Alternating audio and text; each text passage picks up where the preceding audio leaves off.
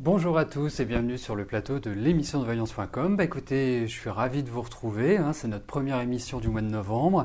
J'espère que ce mois de novembre va être positif pour vous tous, que vous allez pouvoir vraiment mettre en place ce que vous souhaitez, vous libérer des tensions, vous libérer des difficultés que vous pouvez rencontrer, en tout cas les surmonter de la meilleure des manières. Alors, effectivement, jusqu'à la semaine prochaine, nous vivons sous l'influence de Mercure rétrograde. Vous avez été nombreux à lire les différents posts que j'ai mis sur Facebook concernant Mercure rétrograde. Donc, si vous souhaitez en savoir plus, moi je vous conseille d'aller les lire et les relire. Ça vous permettra d'éviter certaines erreurs puisque je vais juste faire un rappel très bref. Mercure est la planète qui est liée à la communication, qui est liée au contact, qui est liée à la mobilité, qui est liée aux échanges entre les personnes, les courriers, les mails, etc., etc. Ça relève aussi des signatures puisqu'on parle de papier. Donc, il faut toujours être très très prudent quand Mercure est rétrograde et ne jamais prendre les choses à la légère. Il vaut toujours mieux envoyer un courrier en recommandé plutôt que de se dire oui, de toute façon il arrivera. Parce que c'est un élément qui revient souvent, la perte de courrier ou des communications qui passent mal. Dans le sens qui passe mal, ça signifie que vous dites quelque chose et puis ce que vous dites est mal compris et mal perçu par l'autre. Donc il vaut toujours mieux confirmer par écrit ce que vous dites oralement lorsque Mercure est rétrograde. Alors ça ne veut pas dire que quand Mercure n'est pas rétrograde, il ne faut pas le faire, mais il faut redoubler d'attention lorsqu'il l'est. Vous avez, je vois que certains s'y intéressent également, nous sommes rentrés en nouvelle lune. C'est une nouvelle lune de Scorpion, donc ça signifie la nouvelle lune que le Soleil et la Lune, qu'on appelle en astrologie les luminaires, se trouvent exactement au même endroit dans le zodiaque. Même endroit signifie dans le même signe et au même degré. Donc effectivement, c'est une nouvelle lune qui est très intéressante pour les Scorpions, qui est un peu plus fragile pour les Lions et les Verseaux, et d'une certaine manière, pour les Taureaux, cette nouvelle lune, quelque part, comme ça forme une opposition, puisque vous savez que le zodiaque comporte 12 signes, divisés en 6 groupes, de 2 signes et chaque groupe se fait face. Donc pour les taureaux, c'est une période où justement il y a une certaine ébullition, où il y a une accélération des choses. Ça peut être aussi se sentir un petit peu plus nerveux, mais ce n'est pas de la nervosité parce qu'on est anxieux, mais c'est une nervosité parce qu'on a envie d'accélérer le processus. Donc il faut garder son quant à soi malgré tout. Donc favorable pour les Scorpions, un peu moins pour les Lions et pour les Verseaux, dualitaire pour les Taureaux, et en ce qui concerne les autres signes, ça dépend des autres signes. Donc on va faire un petit tour du zodiaque. Pour on va les regrouper pour les Béliers et les Balances. Il n'y a pas de problème, c'est une nouvelle lune qui au contraire permet d'ouvrir certaines portes, c'est une nouvelle lune qui donne un petit coup d'accélérateur et qui libère en quelque sorte les énergies, et notamment pour les béliers. Ensuite, pour les capricornes et pour les cancers, c'est une période qui pour moi est excellente. N'oublions pas pour les cancers que Jupiter que l'on appelle le grand bénéfique en astrologie, Jupiter traverse votre signe jusqu'à peu près au mois de juin prochain. Donc c'est une période d'opportunité, c'est une période pour régler aussi les affaires anciennes et pour reprendre la main sur sa vie. N'oublions pas, vous savez, il y a une vieille tradition où l'on dit, quand on veut protéger un lieu, de mettre du gros sel dans les différents angles des pièces qui constituent la maison. Alors effectivement, ça protège et ça éloigne ceux qui ne sont pas bons pour soi ou les situations de la vie qui doivent être, je dirais, déplacées ou qui doivent être rejetées.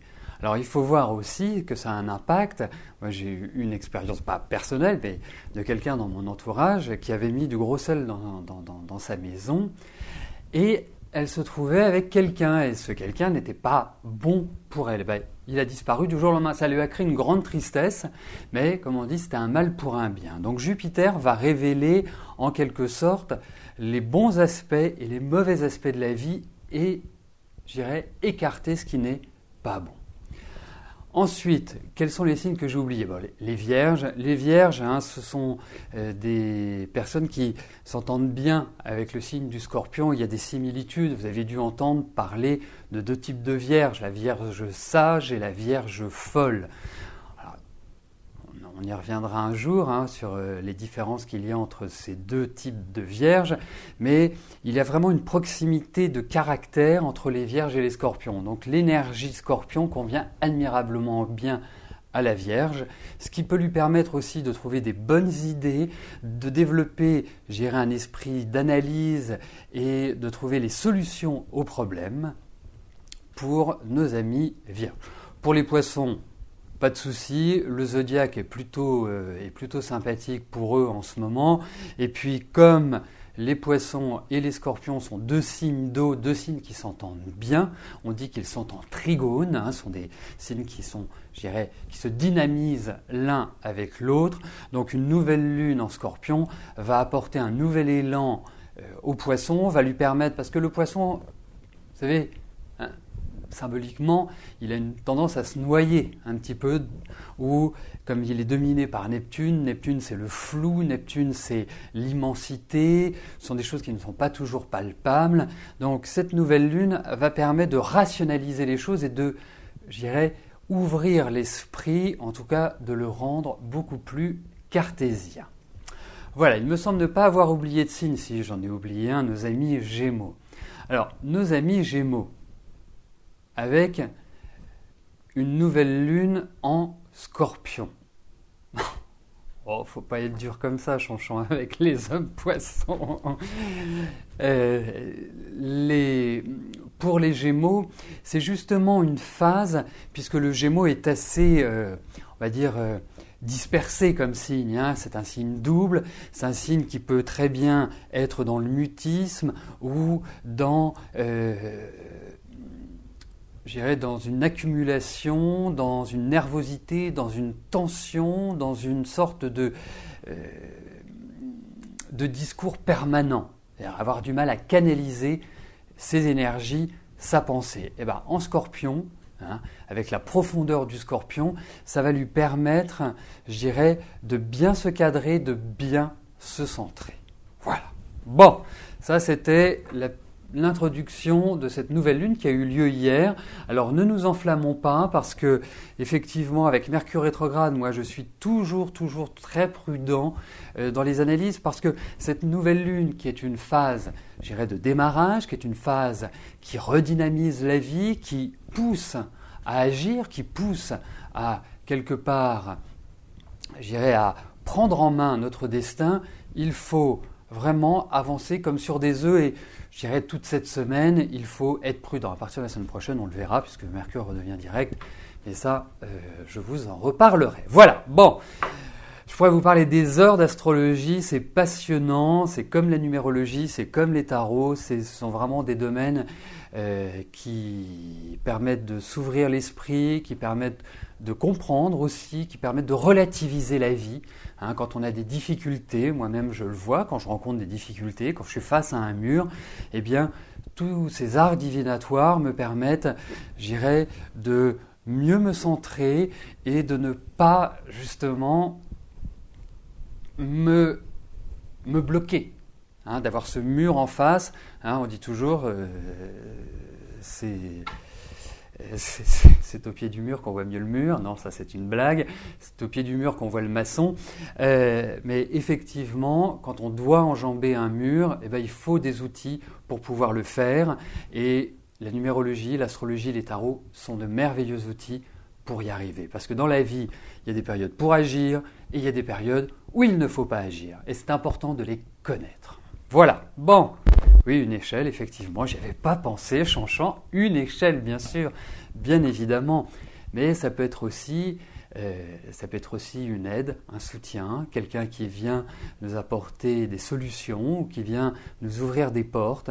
C'est ça aussi qu'il faut, je dirais, comprendre et essayer de trouver à travers ces arts divinatoires. Voilà.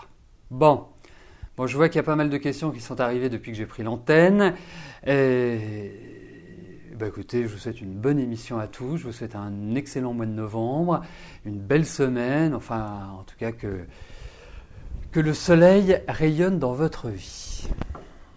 Alors, écoutez, je vais me lancer. La première question m'est posée par Colette. Colette, bonjour.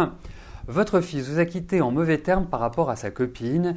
Est-ce que je vois que vois-je au sujet de leur couple ?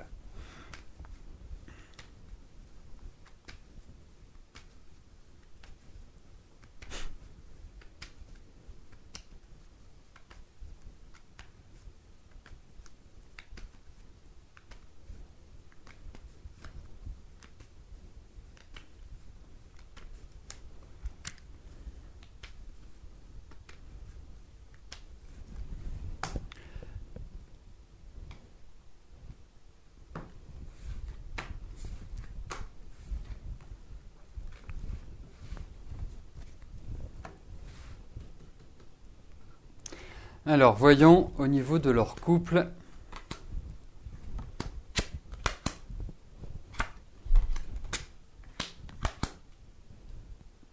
Alors, cette année, particulièrement cette année, parce que votre fils a quand même une personnalité qui n'est pas facile. Mais qui n'est pas facile dans le genre où c'est pas un grand communicant, c'est pas quelqu'un qui va exprimer naturellement, sympathiquement ce qu'il ressent. Vous avez aussi une belle-fille qui me paraît avoir une personnalité assez forte, qui est assez raide, qui est assez dure et qui de toute façon n'écoute pas. Donc ça ne sert pas à grand-chose de discuter avec elle, il ne faut pas la prendre frontalement, il faut plutôt la prendre comme ceci, d'une manière indirecte. Vous savez, dans la vie, il y a des personnes qu'il faut contourner, eh bien, votre belle-fille en fait partie. Moi, je trouve que votre fils a quand même traversé une année qui n'a pas été facile. Elle se termine tranquillement, c'est une année assez compliquée pour lui sur plein de niveaux et je le trouve extrêmement tendu, un peu irritable. Quant à leur couple, moi, je pense que leur couple, il n'est pas là. Si. À partir du moment où il fait ce qu'elle veut, tout va bien. Ça, je veux dire. Mais quand il va vouloir prendre l'initiative ou faire quelque chose qui ne le convient pas, c'est le couperet qui tombe. Et d'une certaine manière, elle est plutôt en rejet par rapport à vous. Je pense, malheureusement, qu'il est plus dans sa belle famille, ou en tout cas dans un environnement autre que votre famille, à l'heure actuelle. Donc je pense qu'il faut donner du temps au temps. Et surtout avec votre fils, parce que votre fils, c'est pas du tout un mauvais bougre, c'est pas quelqu'un de méchant naturellement, mais il est influençable. Et je trouve que dans leur couple, c'est un petit peu austère quand même. Ça manque pour moi un peu de sentiment, un peu d'énergie, de vie en quelque sorte. Donc vous n'avez pas tellement de marge de manœuvre. Donc pour moi, je sais que c'est pas tellement votre nature, vous êtes plutôt quelqu'un de cash, direct, net et clair. Je pense qu'il faut beaucoup plus faire le dos rond, être beaucoup plus sympathique extérieurement et distiller ce que vous voulez distiller de manière ponctuelle.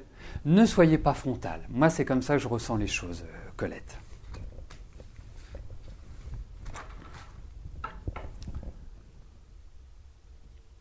Alors, je vais valider les questions qui sont arrivées depuis que j'ai pris l'antenne. Je voulais vous dire, je vous parle d'astrologie, effectivement, moi je pourrais vous en parler pendant des heures. Si vous avez des renseignements à me demander en astrologie, s'il y a des choses qui vous interpellent, si vous avez envie d'apprendre, eh bien, sachez une chose, c'est que vous avez sur le site, et surtout depuis la nouvelle version, vous avez un forum qui est fait pour ça, vous avez Facebook qui vous permet justement de de pouvoir communiquer, d'avoir des réponses, je dirais, à vos questions. Tout cela est accessible et surtout, n'hésitez pas à faire un partage d'informations. Ça me paraît être quand même capital et très très très important d'apprendre, de savoir, de comprendre. Ça reste quand même les préceptes de notre existence, dirais-je.